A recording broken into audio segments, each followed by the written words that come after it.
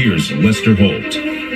Good afternoon. We're coming back on the air with breaking news about that shooting at the University of Nevada in Las Vegas. NBC News is reporting, according to law enforcement sources, that there are multiple fatalities, and police say the suspect is also dead. There is, as you might understand, a massive police presence on and around campus. There was even a ground stop in place at the airport, which is virtually next door now. The university, with an enrollment of about 30,000 students, has closed for the rest of the day. Las Vegas Metro PD holding a news conference with new information. It just got underway.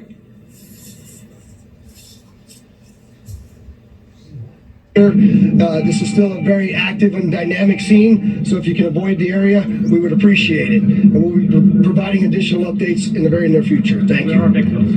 Yes, there are victims. Yes, on behalf of the entire first responder community, of course, our hearts go out to any of the families that are affected by this.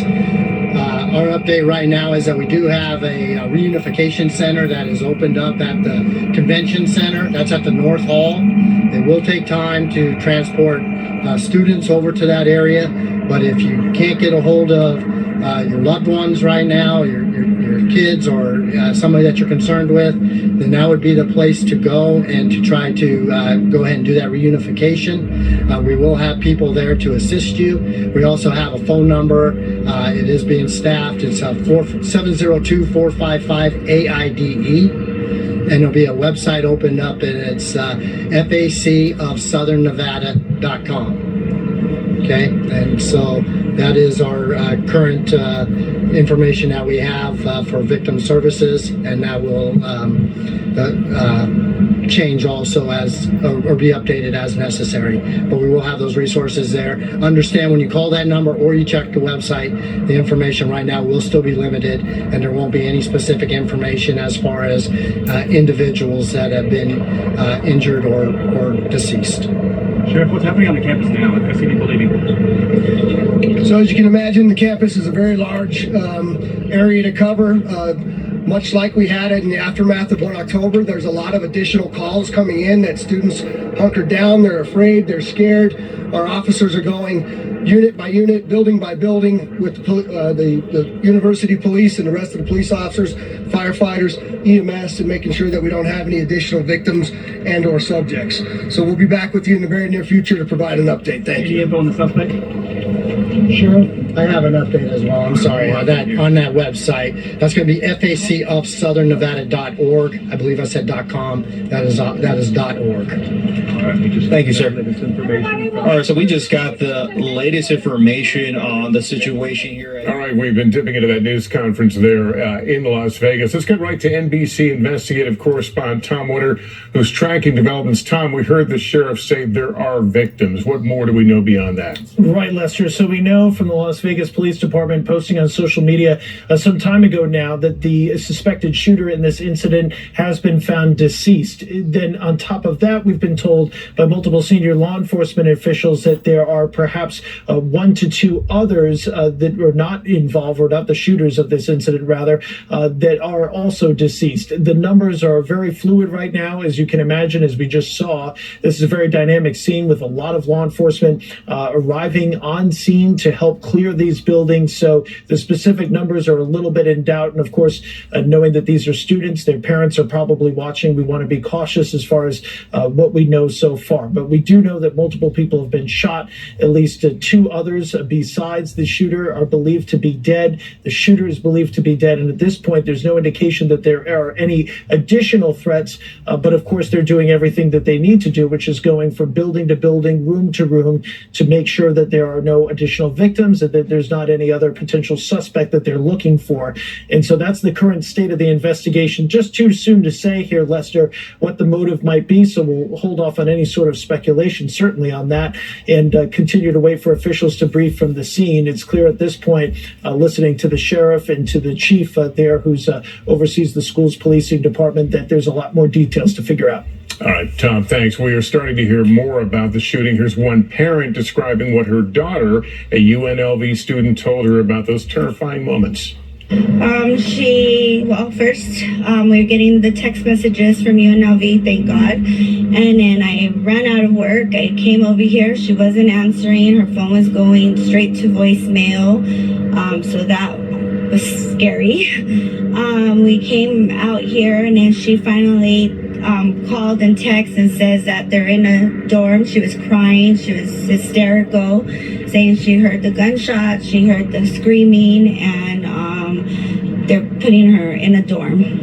And now they've moved her, you said? And they moved her again right now in a room with all the lights off, and they don't know what's happening. Carmen Best is a retired Seattle police chief and joins me. Thank you for being with us. I want to get your sense of the suspect apparently is deceased, as they say. So it would be probably likely they'll have an ID on the person soon. Would that be the next crime scene, the next place that officers would want to go?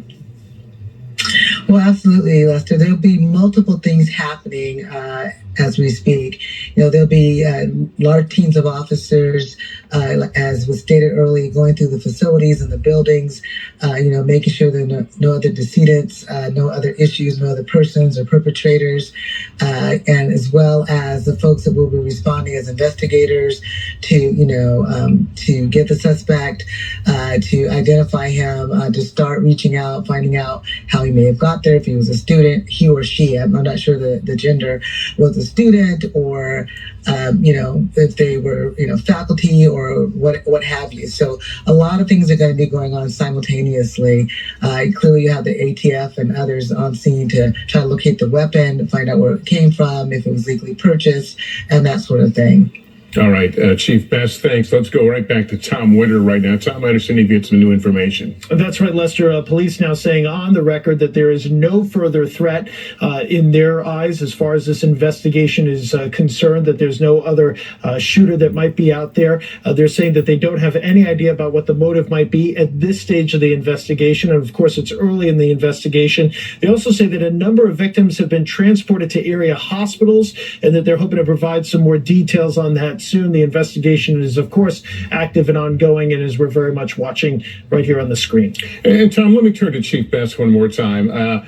We obviously see far too many of these, but there are lessons embedded in them. What are some of the main lessons that law enforcement has learned about handling these kind of incidents? Well, unfortunately, and yet fortunately, because we've had so many of these, law enforcement trains for these situations. They also train to use mutual aid in these instances. So they're quick to respond, to set up containment, to locate, go directly for the threat. We've learned since Columbine not to set up and stage outside, but to actually immediately go in and try to eliminate and contain the threat to others. Unfortunately, that's the nature and the state of things today. Students and faculty also are well aware of lockdown procedures and other things that are in place to provide the maximum safety in these types of situations. And I always wonder about first responders in these situations, the first people on these scenes, how difficult it must be and how it has to affect them. Yes, it's incredibly dangerous, as you know, but that's what they're paid for. That's what they're sworn to do. That's what they're trained to do. And in many of these circumstances, you see officers and others going right directly in immediately and taking action. And that is the nature of the training for these situations. All right, Chief, thanks very much. That concludes this NBC News special report. More coverage ahead on our streaming channel, NBC News Now, online as well.